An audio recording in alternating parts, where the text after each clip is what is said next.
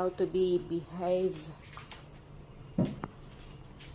So, nakikita nyo guys, hindi siya mapakali.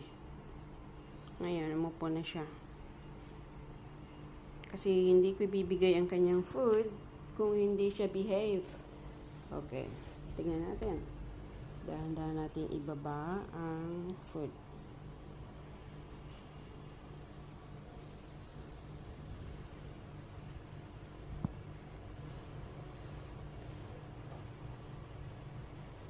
Right? Hindi siya nakapaghintay. Sabihin natin. Dahan-dahan natin ibaba ang food. Tingnan natin kung makakapag-timpi siya.